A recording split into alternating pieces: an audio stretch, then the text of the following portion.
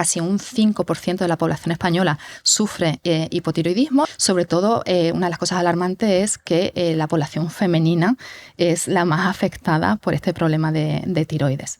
¿Tiene que ver algo lo hormonal? El ritmo en el movimiento intestinal está muy determinado también por la hormona tiroidea. La aparición de la primera regla, los embarazos, la menopausia son momentos cruciales para la tiroides. Muy frecuente detectar el hipotiroidismo en la gestación, que luego después del parto se corrige, minimizar exposición a tóxicos, que incorporar pescados, que incorporar algas, crustáceos, mariscos, fuentes de zinc, de selenio, de yodo, de hierro. Pero la sauna es una herramienta básica en un tratamiento de hipotiroidismo.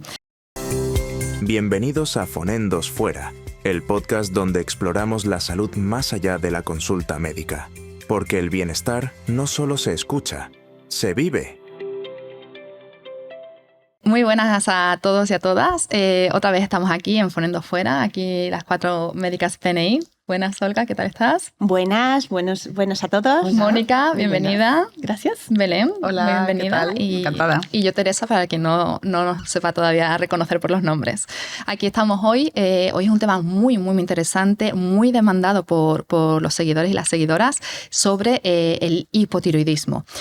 Hablaremos mucho del hipotiroidismo autoinmune por la prevalencia que tiene en la sociedad actual, pero también hablaremos de otros tipos de hipotiroidismo. Es importante esta patología porque tiene una gran prevalencia. Hay mucha gente afectada por hipotiroidismo. El fármaco que se utiliza en el hipotiroidismo, la levotiroxina, es de los más vendidos en España. Casi un 5% de la población española sufre hipotiroidismo, y ya si nos quedamos con el concepto de hipotiroidismo subclínico, podemos llegar hasta un 10% de la población española. O sea, es como una epidemia actualmente el que no podamos producir la hormona tiroidea. Para empezar, me gustaría explicar un poco qué es la hormona tiroidea, ¿no? La tiroides es una glándula que tenemos aquí en forma de mariposa en el cuello, que produce esta hormona, la hormona tiroidea. La hormona tiroidea en sí se llama T4, ¿de acuerdo? Se llama T4 porque tiene 4 moléculas de yodo, y esa es la forma inactiva de la molécula. Es lo que nos dan a las pacientes que tienen hipotiroidismo. Realmente el fármaco es esa hormona, esa T4, pero esa T4 la tenemos que convertir en forma activa. También tiene una posibilidad de convertirse en forma inactiva, pero esa es la parte peor, me refiero, tanto la activa como la inactiva van a tener que actuar sobre el mismo receptor. Entonces va a depender mucho de qué cantidad de hormona activa tenemos o qué cantidad de hormona inactiva tenemos en el cuerpo. Todo esto, como todos los ejes hormonales, que ya los hemos visto otras veces, empieza aquí en el cerebro, ¿no? Lo que sería el hipotálamo y la hipófisis.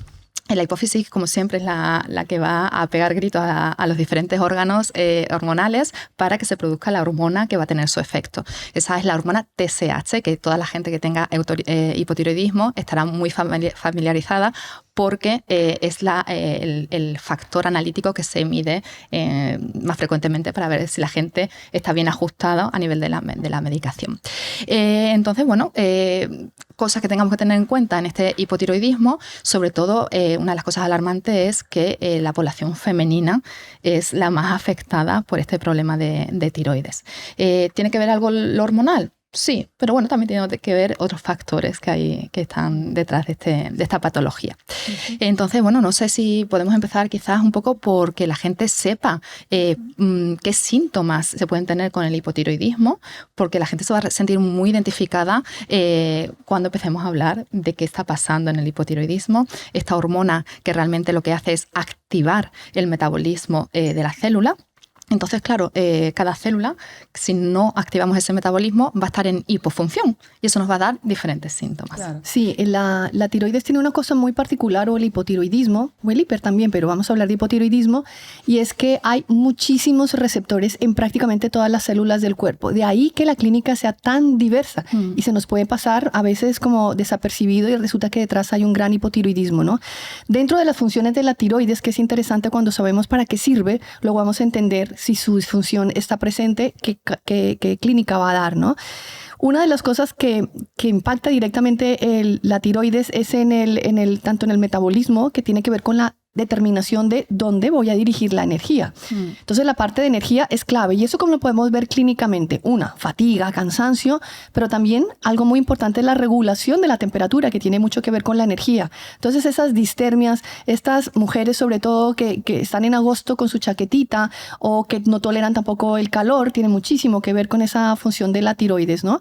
Pero también a nivel neurológico. Entonces esta niebla mental, estos despistes, depresiones incluso. Cambios emocionales y resulta que detrás también hay un hipotiroidismo. Entonces, un poco quería recalcar que como hay tantos receptores, la clínica es muy diversa. Y seguramente que vamos a hablar más, pero algo que a mí me compete mucho es el ritmo intestinal. El ritmo en el movimiento intestinal está muy determinado también por la hormona tiroidea. Entonces ya nos va orientando de qué síntomas me pueden ir indicando a mí de que no estoy funcionando bien a nivel estreñimiento. Estamos hablando de estreñimiento. Efectivamente. ¿De acuerdo? De hipotiroidismo, sí. Yo, por ejemplo, en consulta a mis pacientes siempre les explico que la glándula tiroidea es como el gran generador, repartidor de energía del cuerpo. Es una glándula muy pequeñita con una importancia vital. En todo lo que tenga que ver con obtención de energía o pasar la energía a cualquier función, la que interviene es el tiroides, ¿no? Entonces, cuando tenemos conflictos energéticos en el cuerpo, y esto pasa, pues, por ejemplo, hoy en día en personas sanas, simplemente porque tengan estrés crónico, que quien no lo padece, es decir, reparto o conseguir energía hacia el cerebro, eso lo tiene que hacer el tiroides, y una inflamación crónica, un estado inflamatorio, que significa tener siempre encendido el motor del sistema inmune, ¿no? De forma así como subaguda, ¿no? No como cuando montamos una fiebre y un proceso agudo, pero es una forma de tenerlo siempre encendido. Entonces, muchas veces yo hago la comparación en consulta de la tiroides como ese ama de casa que tiene, bueno, pues una dotación pequeñita y tiene que intentar que, bueno, pues que la casa funcione, que cada uno tenga su asignación necesaria para las cosas fundamentales, ¿no? Y por eso nos encontramos, yo creo que es gran parte del problema de la epidemia, ¿no? de hipotiroidismo, de mala función tiroidea, porque realmente el tiroides es un órgano que va estresadísimo en la población general porque ese conflicto energético existe incluso ya en términos casi de salud. O sea, muy pasados de rosca, ¿no? Estamos muy pasados de rosca. Y luego en el tema hormonal, cuando lo has dicho, ¿no? En relación a la mujer tiene periodos en su vida en donde la tiroides es crítica por esta energía, ¿no? Y son muchos. Entonces yo creo que por eso nosotras, las mujeres, tenemos más patología tiroidea porque es un órgano que sobreutilizamos muchísimo. La menarquia, la aparición de la primera regla, los embarazos, la menopausia son momentos cruciales para la tiroides. Muy frecuente detectar el hipotiroidismo en la gestación, que luego después del parto se corrigen, pero ya son personas que cuando van a llegar a la menopausia ya lo tenemos que tener en cuenta, porque cuando hubo una gran demanda energética en el embarazo, su tiroides no estuvo a la altura, no fue capaz de producir tanta cantidad hormonal y después cuando viene la época de la menopausia, pues muchas veces tampoco es capaz de producir ese exceso de hormona. La tiroides es tan importante, es la central energética del cuerpo, ¿no? Son las pilas del organismo, ¿no? Por eso cuando tenemos hipotiroidismo, pues lo que nos pasa es que estamos agotados. Incluso el propio intestino pues tiene estreñimiento, no tiene energía para poder funcionar y para poder hacer esa motilidad. Y es tan importante, fijaros qué bonita la historia evolutiva de la tiroides, ¿no? Nosotros vivíamos en el mar, estábamos en contacto con las sales minerales, con el yodo, y en el momento es tan necesaria la tiroides que en el momento en el que salimos del agua, ¿no? Como organismos, como a nivel filogenético, como especie, necesitamos un órgano para almacenar el yodo. El yodo es tan importante que el cuerpo fabrica evolutivamente un órgano para que ese yodo lo pueda almacenar para poder sintetizar hormona tiroidea. O sea que es que todo depende de este órgano tan pequeñito, de esa hormona tiroidea. Incluso nuestro cerebro, el desarrollo cerebral depende necesariamente de la hormona tiroidea y de la energía que esta hormona tiroidea distribuye como un repartidor energético, ¿no? Efectivamente, es como un bolsillito que tenemos aquí de minerales, de yodo, de selenio, de zinc, que cuando no los podemos obtener directamente por transfusión del océano, del mar, pues necesitamos portarlo a nivel del terreno. Y claro, a mí me gusta también decir a los pacientes que no es un bolsillito en sí, es como una esponjita. Esas esponjitas, el problema que tiene también es que absorbe un montón de tóxicos, por ejemplo, que está detrás muchas veces de la patología tiroidea, Bueno, ¿no? La acumulación de tóxicos en la glándula tiroides. Nicolás Olea cuenta en su libro, ¿no?, esta historia tan bonita, ¿no?, de que en los años de encontrar el bisfenol A, ¿no?, este tóxico ambiental, pues en el 1995, pues los niños que hacían disecciones en Estados Unidos de ranitas, que esto es como lo vemos en las películas americanas, pues a la rana y diseccionan, empiezan a ver que las ranas pues tienen 3 patas, y entonces se empieza a estudiar a esas ranas y se descubre que hay un tóxico en el agua, que es el bisfenol A, que altera la función de la hormona tiroidea, ¿no? Y entonces eso inicia toda la búsqueda de tóxicos ambientales, y es que la hormona tiroidea, como todo lo hormonal, es un sustrato, una esponjita maravillosa para todos los senoestrógenos y todos los tóxicos. Claro, y al tener tantos receptores, como mencionaba antes, es muy sensible también a muchas cosas. Es tan sensible hasta cambios emocionales,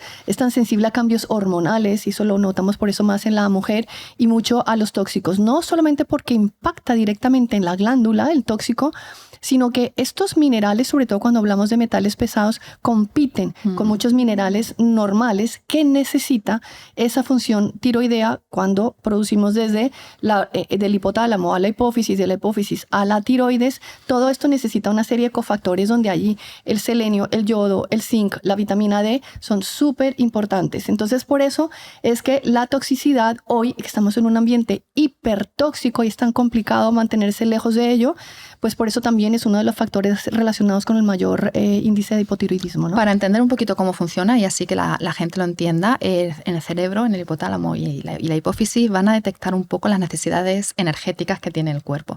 Y ahí es cuando la hipófisis va a segregar la hormona, la TSH, ¿no?, la estimulante de tiroides. Esa TSH va a tiroides, se acopla a los receptores y lo que hace es intentar absorber estos nutrientes que se necesita para fabricar la hormona, la tirosina, el yodo, el selenio, el zinc, para formar la hormona tiroidea, que es lo que hablamos antes, la famosa T4. Se llama 4 porque tiene 4 moléculas de yodo. Y esa molécula, esa hormona, es la forma inactiva. Es lo que te dan cuando te dan el fármaco, te dan T4 inactiva, y luego tu cuerpo va a tener que convertirla a partir de las deyodinasas, le van a quitar un yodo, le puede quitar el yodo, por ejemplo, de la izquierda y se va a convertir en T3 activa, o si le quita el especular, el yodo de la derecha, se va a convertir en T3 reversa. Esto es importante porque las dos moléculas van a ocupar el mismo receptor. Una va a hacer, la T3 activa, va a hacer que se active el metabolismo celular de todas las células del cuerpo, excepto de las células inmunitarias. Y la T3 reversa va a hacer lo inverso. Va a inactivar el metabolismo de todas las células del cuerpo, excepto las inmunitarias, que la va a activar. Y esto es un recurso muy importante que tiene nuestro sistema inmunológico. Cuando necesita activarse, cuando hay una inflamación, lo que va a hacer es fabricar más T3 reversa inactiva para mandar la energía al sistema inmunológico, poder inflamarnos bien y poder resolver la inflamación. Entonces, el contexto inflamatorio va a hacer que fabriquemos más hormona activa o más hormona inactiva. Y eso habla de una cosa que yo siempre le explico a los pacientes en consulta. No se trata únicamente de la hormona que tienes. La hormona tiroidea puede estar bien en la analítica. Se trata de si esa hormona está funcionando bien o no funcionando. La T3 reversa, esta hormona que utiliza esta forma de hormona tiroidea, que utiliza el sistema inmune para dirigir la energía a su favor, en este recurso maravilloso entre los 3 órganos de la PNI, ¿no? El sistema inmune utiliza este mecanismo para que toda la energía vaya a su favor. No solemos pedirla en la analítica. De hecho, yo, incluso en el ámbito médico, nunca me habían hablado de la T3 reversa. Y es un parámetro analítico que es bastante fácil de pedir, que no cuesta mucho, que además lo incluyen habitualmente en los laboratorios sin hacer ningún tipo de informe especial, y que nos puede, esa comparación entre T3 reversa y T3 normal, nos puede indicar muy bien si el paciente tiene un estado inflamatorio crónico, que bueno, también lo podemos ver con la clínica, que está dirigiendo la energía hacia el sistema inmune en vez de hacia el metabolismo. Y eso pasa mucho en el Hashimoto, la enfermedad de Hashimoto, que es este hipotiroidismo autoinmune. Hay un problema inmunológico, es decir, la T3 reversa va a estar alta, elevada, y estamos teniendo un hipotiroidismo, es decir, no hay función tiroidea. Y muchas veces, como si no pedimos esta T3 reversa en analítica, pues es como algo que está oculto, que no somos capaces de ver porque intentamos aumentar el fármaco, la T4, pero luego el paciente le da muchos síntomas de hipertiroidismo, no somos capaces de regular bien la dosis, que tal, porque no estamos teniendo en cuenta... no estás aumentando el fármaco, pero realmente esa hormona está en número bien, pero no está funcionando adecuadamente, no está activando el receptor adecuado. Yo creo que aquí es importante diferenciar, lo has dicho tú al principio, en los dos grandes problemas, bueno, son tres en realidad, pero hoy uno lo sacamos porque nos daría para otro podcast, otro capítulo, que sería el hipertiroidismo, ¿no? Pero en el problema del hipotiroidismo hay dos vías fundamentales. O sea, ¿por qué podemos tener menos función tiroidea? Pues podemos tener menos función tiroidea porque tengamos una glándula atrófica, es decir, más pequeña, hipofuncionante, que no está funcionando bien. Ahí pueden intervenir diferentes mecanismos, desde que no tengamos suficientes ladrillitos para construir la hormona, o que, bueno, pues que la glándula en general tenga un problema de función, digamos, porque el tejido tiroideo, el tejido funcionante, esté disminuido. Y luego tenemos el otro problema, que es el problema inflamatorio, la tiroiditis, cuando por lo que la función tiroidea está disminuida, es porque hay una autoinmunidad, es decir, hay un ataque del sistema inmune, que no se confunde, pero parece que sí, contra nuestro tejido tiroideo, y entonces ese tejido inflamado queda inutilizado para su función tiroidea, ¿no? Bueno, aquí hay que tener en cuenta un poco que normalmente la película de esa inflamación empieza por un hipertiroidismo. Normalmente cuando la glándula se inflama, hay una tiroiditis, que ahora veremos por qué, normalmente se produce mucha más hormona y luego ya es el propio sistema inmunológico, cuando empieza a destruir el tejido, el que hace que ese tejido ya fibrosado no lo produzca. Entonces hay una película, una evolución. Hay una cosa que suena políticamente incorrecto a nivel médico, tengo que decirlo, y los endocrinos de pronto no les va a gustar mucho, pero cuando hablamos de un Hashimoto, yo siempre les digo también a los pacientes, bueno, no estamos en una enfermedad de la glándula tiroidea endocrina, es una enfermedad inmunológica que ha afectado, en tu caso, a la glándula tiroidea. Y no por un error, como bien lo decías, ¿no?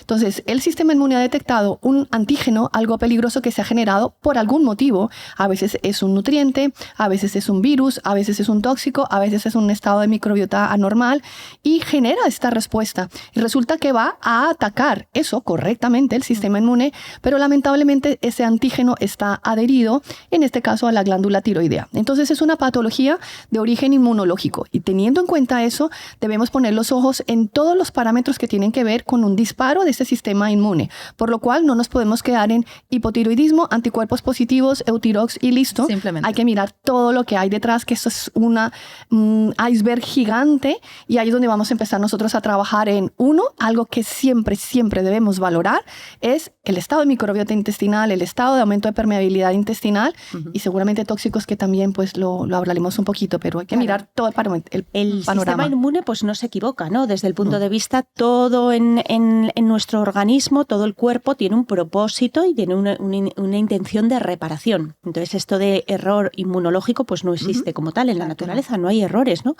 Entonces se filtran muchas veces por esta microbiota, por ese intestino con esos agujeritos de los que hemos hablado ya, permeable, se filtran determinados antinutrientes, determinados tóxicos, azúcares, ¿vale? Como el Neu5Gc, que se pegan a la célula, que recubren esa célula, compiten por otros azúcares que nosotros tenemos en la célula, y entonces generan alrededor de la célula como una irregularidad. Y el sistema inmune identifica muy bien que esa célula no es una célula tiroidea normal, y entonces genera unos anticuerpos contra eso, ¿no? Y claro, pues poner solamente el tratamiento a corto plazo está bien, pero claro, a largo plazo pues nos condena a esto que nos dicen los pacientes en consulta. Entonces yo ya a partir del embarazo, que lo tuve con 32 años, toda la vida con hormona tiroidea. Y cada vez más dosis, ¿no? Porque al final cada vez si el tiroides está siendo atacado, pues al final cada vez va a haber menos función, ¿no? Si no atendemos a la causa fundamental. También buscando la causa siempre en esa permeabilidad intestinal. Aquí nos encontramos con uno de los grandes problemas del gluten, que no es la enfermedad celíaca, ¿no? Cuando hablábamos todas nosotras de esos tóxicos, virus, moléculas que se pueden adherir al tejido tiroideo, una que tiene gran afinidad es la gliadina del gluten, que es como la proteína del gluten, ¿no? Tiene especial afinidad por el tejido tiroideo. Es verdad que para eso tenemos un intestino que es una barrera que debería ser impermeable, pero hoy en día es muy difícil encontrar realmente esa barrera impermeabilizada, y es muy fácil encontrar patología de permeabilidad intestinal. En el momento momento que nosotros durante años consumimos gluten varias veces al día y hay un paso de esta gliadina del gluten al torrente sanguíneo y un reparto por el organismo, ¿no? Y esa esponja que decíamos. Y esa especial afinidad que tiene el tejido tiroideo, pues al final va a hacer que en un momento dado se alcance un quórum en el que ya el sistema inmune empiece a detectar esas irregularidades, que no es más que gliadina unida a la célula tiroidea, y entonces se empiece a activarse esa autoinmunidad. Entonces ahí tenemos que hacer un poco de resumen. Tenemos por un lado este gluten que se nos pega también a la tiroides, a la célula tiroidea. Tenemos, hemos dicho por otro lado los tóxicos, hablabas del bifenol A, que es uno de los mayores tóxicos a nivel tiroideo. También tenemos metales pesados, como puede ser el mercurio, por ejemplo, el aluminio, que van a competir incluso por esos micronutrientes necesarios para la tiroides, como es el zinc, por ejemplo. Entonces, tenemos también, por otro lado, el Neu5Gc, que estaba hablando, que el Neu5Gc es un azúcar de membrana procedente de la carne de mamífero domesticado, ¿vale? La carne de caza suele tener menos cantidad de Neu5Gc. El humano no tiene Neu5Gc, el humano tiene Neu5AC por una mutación genética a nivel evolutivo. Entonces, cuando nuestro sistema inmune detecta que tenemos una célula que no es de humano, sino que es de vaca, pues nuestro sistema inmune va a intentar deshacerse de ella, porque eso no es normal. Por otro lado, tenemos otra cosa que no hemos hablado, que serían las lectinas, ¿de acuerdo? Son azúcares también de membrana procedentes de las legumbres. Cuando comemos, por ejemplo, cerdo con unas lentejas y encima estamos expuestos a bifenoles porque lo hemos comido a lo mejor con cubiertos de plástico, en un tupper de plástico recalentado, todo esto se va a pegar a la glándula tiroides. Y nuestro sistema inmunitario, que si encima estamos estresados porque está un poquito más irascible, va a focalizar su acción frente a esa célula tiroidea que no es humana, o eso es lo que él piensa, que no es humana, que está disfrazada de cerdo, de lenteja. Sí, son recubrimientos de la célula. Y luego también tenemos la última causa, que son los virus, ¿no? Los virus lentos, como por ejemplo el Epstein-Barr, ¿no? Que es uno de los que más ya no recubren la célula por fuera, sino que se engloban dentro de la célula, se quedan acantonados dentro de la célula y en un momento determinado eclosionan por una bajada inmunológica y el sistema inmune los detecta y también los quiere. De mimicry, de mimetismo molecular. De ahí que la primera manifestación es cuando ha pasado esto ante una respuesta inmune, es que se inflame, obvio. Es que eso es lo que pasa siempre. El sistema inmune va a generar esa inflamación y por eso hablamos de la tiroiditis y te puede llegar ahí. Entonces te llega la persona con taquicardia nerviosa, con sudoración, con insomnio, con las heces que vas más al baño. Entonces, vale, tienes un hipertiroidismo, ¿no? Entonces a veces se nos va por ahí, pero tenemos que estar atentos los médicos porque sabemos que esa inflamación va a ser el paso 1 porque luego vendrá la hipofunción. En este punto, ¿qué analíticas deberíamos pedir realmente para valorar? ¿Nos conformamos con la TSH, que una TSH y una T4, que es lo que se suele pedir en consulta? ¿O qué parámetros analíticos deberíamos, para ayudar a todos los que nos escuchan, ¿qué podríamos pedir en una analítica para determinar cuál es el estado de la glándula tiroidea? Pues lo primero, ver unas analíticas con evolución, ¿no? Hay unos estudios muy bonitos en los que dicen que las personas con madres, porque normalmente el hipotiroidismo tiene una tendencia genética, ¿no? Las personas con familiares con hipotiroidismo, antes de detectar la TSH elevada, durante varias analíticas previas a lo largo de algunos años anteriores, ya se veía que ese valor estaba increciendo. Entonces, ver cómo evoluciona la analítica, no solamente hay asterisco o no hay asterisco, ¿no? Eso sería lo primero que tenemos que saber, sobre todo cuando un paciente nos está contando estoy agotado.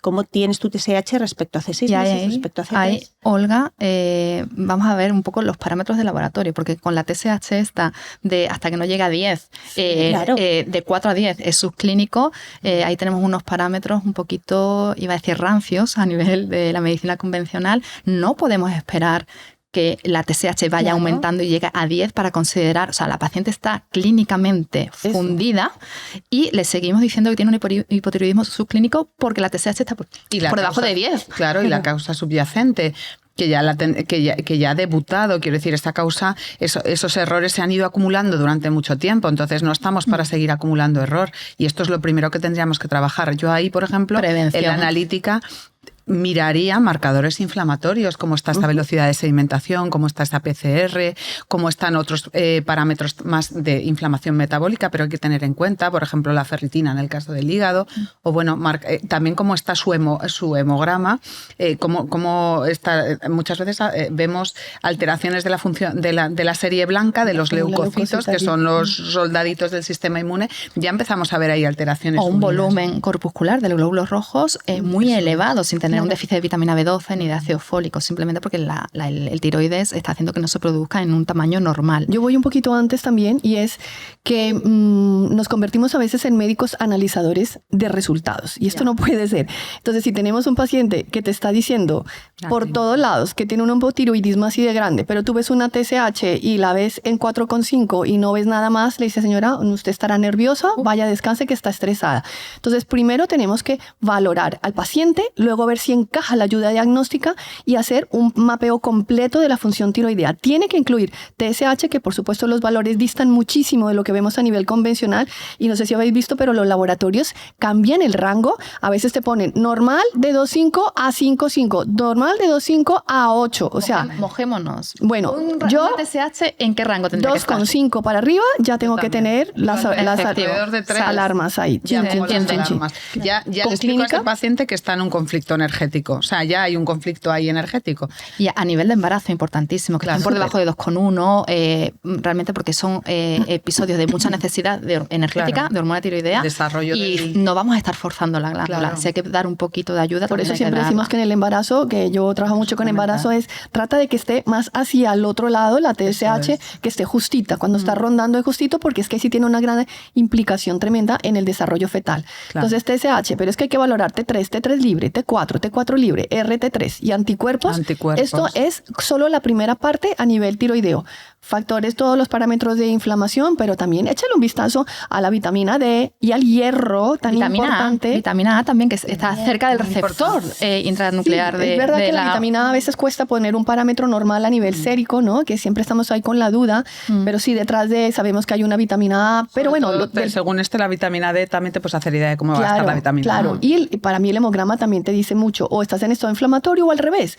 Tienes una leucopenia y tú ya empiezas un momentito, puede haber aquí detrás un trasfondo infeccioso latente y ha disparado ello. Entonces, el paciente primero y la analítica. Y el paciente primero, siempre, porque incluso aun estando todo bien, aun estando en parámetros que te parecen adecuados, aunque todo esté bien, si el paciente te está contando que tiene una inflamación crónica, que es un diagnóstico sobre todo clínico, una inflamación crónica, está crónicamente inflamado, tiene permeabilidad intestinal y está agotado, pues tenemos también que pensar que igual tiene un déficit de micronutrientes, se le cae de el pelo, tirosina, de selenio, de zinc, tiene un estreñimiento, y aportar esos micronutrientes para que la hormona tiroidea, aunque el número esté bien, funcione mejor, siempre va a ser un quick win, vamos. Sí, yo creo que la tiroides... He visto un montón de ferritinas en el suelo, pero como todavía no ha generado ni una afectación en las líneas rojas, la ferritina es un ejemplo clarísimo, que los valores oscilan, o sea, más de 16, 15 de 16 ya es normal, hasta 100. Hasta 150, entonces dices tú, 200. ¿una ferritina de 20 está bien?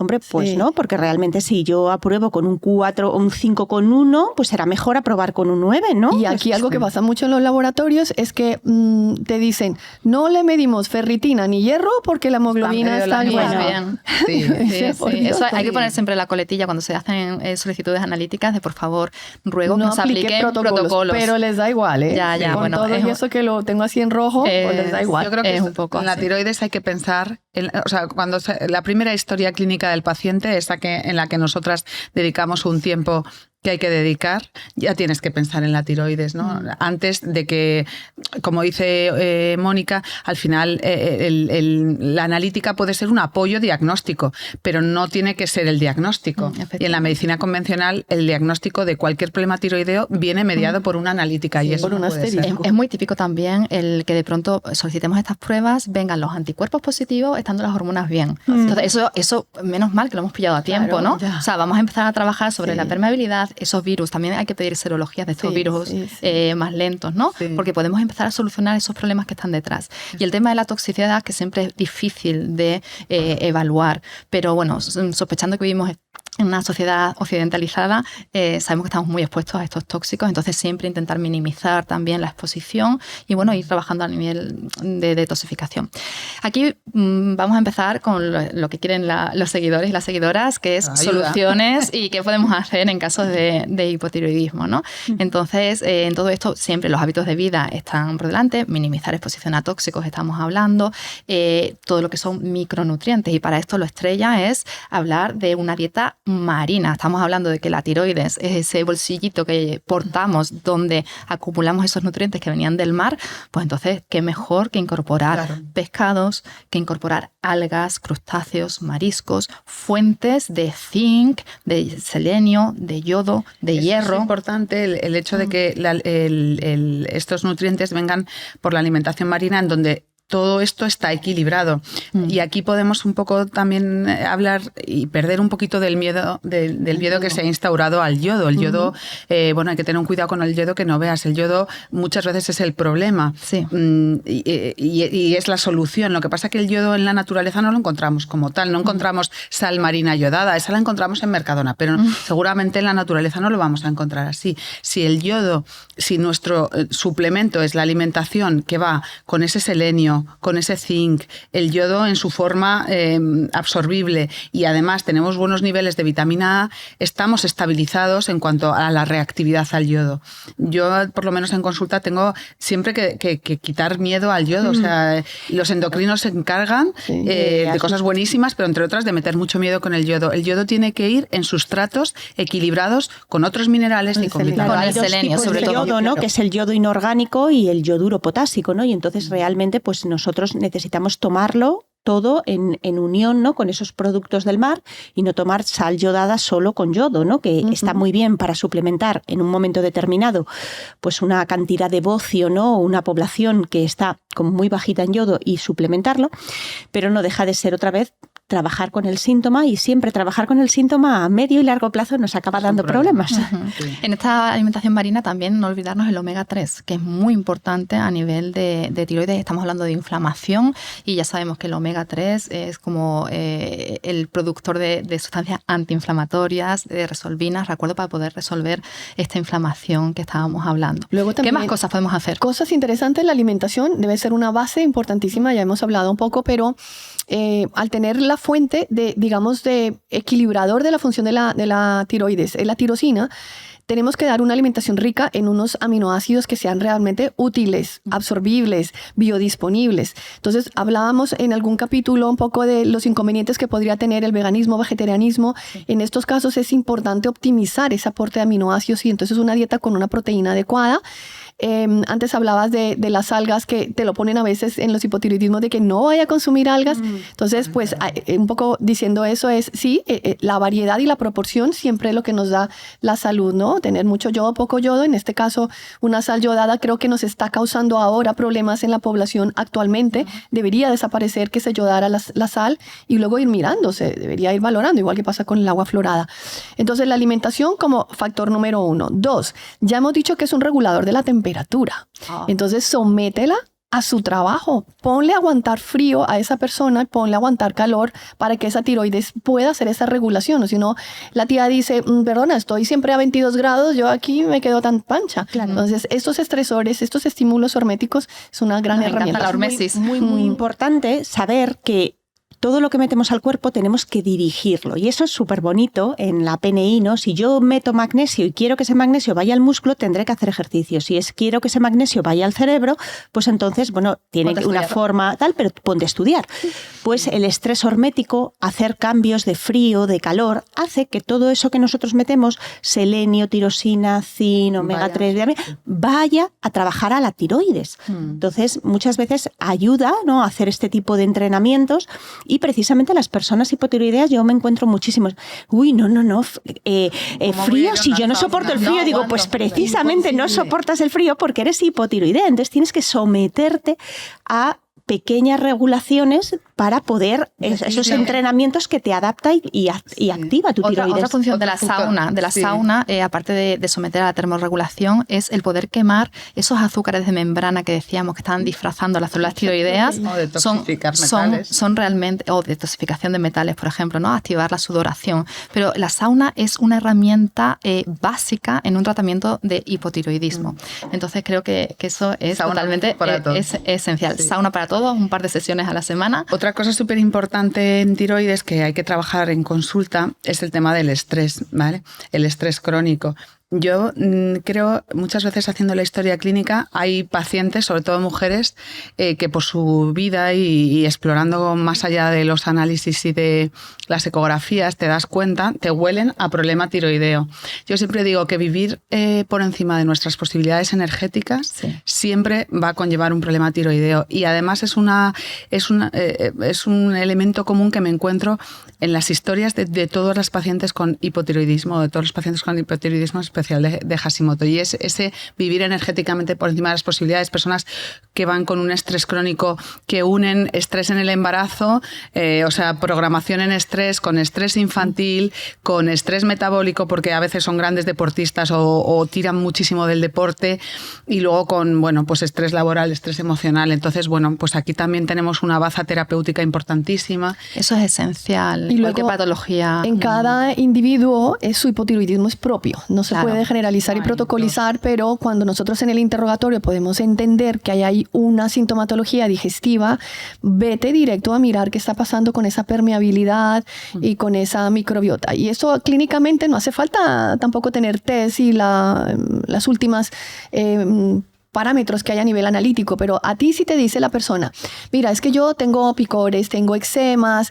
tengo alergias, tengo dermatitis atópica o tengo rinitis alérgica y encima tengo un estreñimiento o tengo acidez, cualquier cosa de estas, nos debe poner el ojo en que esas mucosas, esas barreras están mal, y ya podemos nosotros darle tirosina, podemos darle todos los minerales, podemos ponerle el agua fría al sauna, pero si no hemos corregido allí esa permeabilidad y esa microbiota y esa parte que es sistema inmune, vamos a estar una detrás de otra y subiendo tirox infinitamente. Entonces el intestino en unos casos, y luego en la mujer, que hablábamos antes de que en la mujer es típico, y es que el ciclo menstrual tiene un cambio inmune muy importante. Entonces ahí también hay que valorar el ciclo menstrual. Pregúntale si le duele, si tiene síndrome premenstrual, si tiene fibroadenomas en las mamas, si ha tenido quistes en los ovarios. Ojo, porque ahí puedes radicar el problema. O sea, ¿cuántas personas que están intentando buscar una gestación y no lo consiguen? Simplemente es este hipotiroidismo subclínico del que estamos hablando, que hay un problema inmunológico detrás, estos anticuerpos ya positivos, aunque la TSH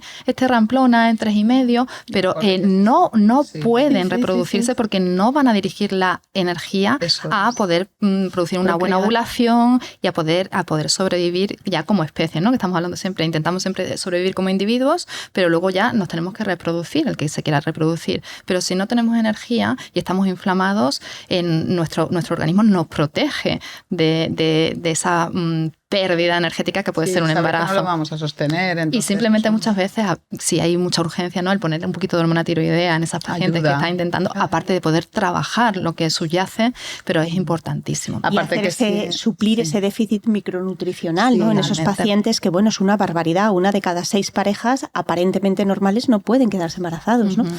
Y entonces, bueno, pues aparte todo esto, ¿no? Les puede ayudar incluso con la micronutrición, con las saunas, con el estrés hormético, ¿no? Con calmar el estrés, los virus, todo eso, y calmar el sistema inmune, inmunorregular, ayuda mucho a estos pacientes porque está aportando esos micronutrientes que y tener en cuenta que muchas veces esta patología del Hashimoto, del hipotiroidismo autoinmune, está muy relacionado, como todas las patologías inmunológicas. Muchas veces, ¿tienes alguna enfermedad crónica? No, bueno, y de pronto ves que está tomando la levotiroxina y lo tienen tan interiorizado los pacientes como que es algo crónico. Y claro, ya tenemos que pensar que si es un hipotiroidismo autoinmune, tu sistema inmunológico no está funcionando bien, es más frecuente que tengas otras patologías inmunitarias, ¿no? Claro. Entonces, que no es tan banal el diagnóstico del hipotiroidismo autoinmune.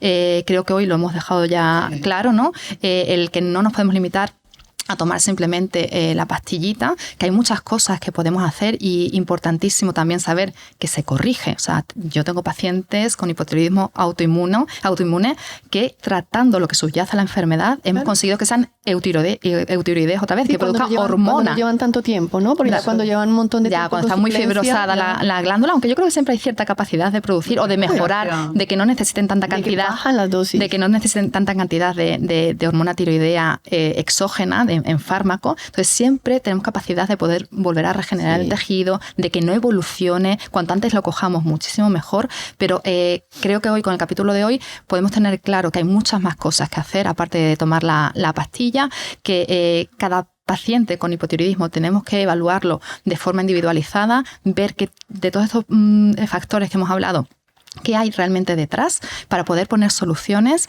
y también espero que hayamos levantado un poco de conciencia a nuestros compañeros también médicos en que no solamente podemos dar pastillas, que hay que trabajar otras cosas con los pacientes, y que incluso el tema de prevención es importante, ¿no? Todo lo que es la dieta, el estrés, son pacientes que ya podemos ir viendo que van a poder desarrollar una patología tiroidea.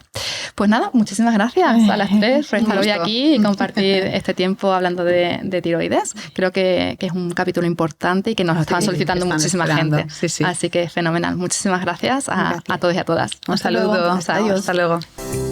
Bienvenidos a Fonendos Fuera, el podcast donde exploramos la salud más allá de la consulta médica. Porque el bienestar no solo se escucha, se vive.